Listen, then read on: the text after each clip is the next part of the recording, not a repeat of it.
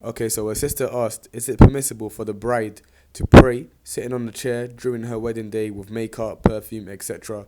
Like, when you're wearing your wedding dresses, you got these pins and perfume is smelling nice. So would it be permissible?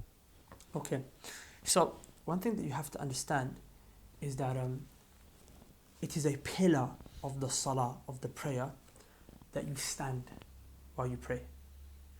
Allah said, وَقُومُوا لِلَّهِ قَانِتِينَ. Allah said, and stand before Allah. Stand. وَقُومُوا is a command. Stand. Lillah, for Allah, qanitin, in obedience. So when I pray my salah, me standing, it's a command that Allah made obligatory upon me, I have to fulfill. And it is not just any command, but it is a pillar of the prayer. This table has pillars. The legs of this table are the pillars of the table. If I knock the legs out, what's going to happen? The table is going to fall flat. So the same way, if I knock out the pillars of the prayer, my prayer falls. It's not going to be accepted now, or it's at risk of not being accepted, you see. So that's why the standing has to always be there. Now there are some situations in which a person doesn't have to stand.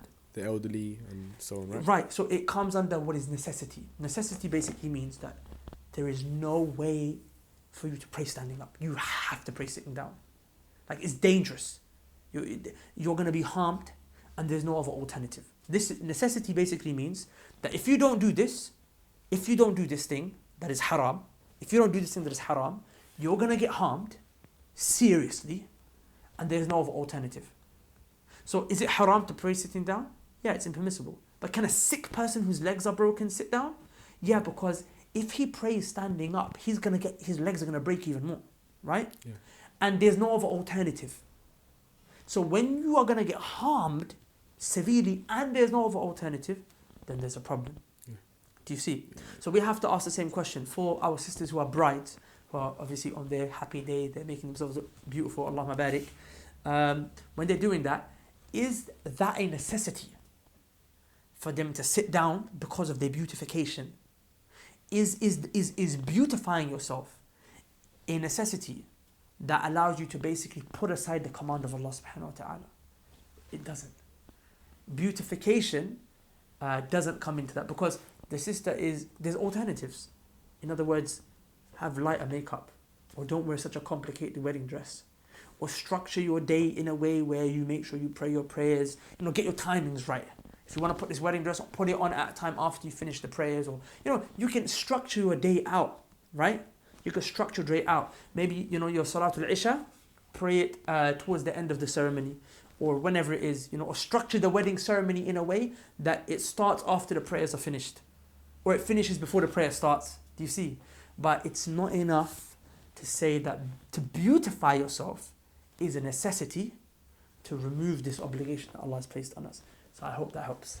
And sisters don't want to start their wedding day by displeasing Allah subhanahu wa ta'ala, because it is only by obeying Allah that Allah will put barakah in their relationship and allow it to remain strong. With that said, inshallah ta'ala, this whole concept of looking good and beautifying yourself for the wedding day, and then for your husband after marriage, and for the husband to beautify himself and to make himself look good for his spouse, for his wife after marriage, there's a lot of other fantastic information that I think a lot of people need to know pertaining to this topic.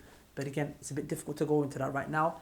If they sign up for the Game of Marriage program, which is a marriage course that we have on the Muslim Survival Guide, where we basically are going through, generally speaking, the A to Z of marriage, they'll be able to get all this stuff there. And as you know, that course is available for free for the next just few days, inshallah ta'ala. They can have free access to it. Assalamu alaikum, brothers and sisters. I hope you benefited from that short Q&A session. If you would like to learn more about marriage, inshallah ta'ala, and the various things pertaining to it that will allow you to have a healthy relationship between you and your future spouse, or your already spouse if you're already married, then I would recommend that you check out our marriage course on the Muslim Survival Guide, which is called The Game of Marriage, in which we basically go through an overview, an A to Z of the necessary important things that everyone needs to know before they get married, and for when they are actually married as a couple, to have a healthy relationship. Right now, that program is actually available for free. But this free offer is only available for the next 6 days. So if you want to make use of this, inshallah ta'ala, and learn about all the important things pertaining to marriage, go to the link below, please, and register ASAP, and we'll see you on the other side.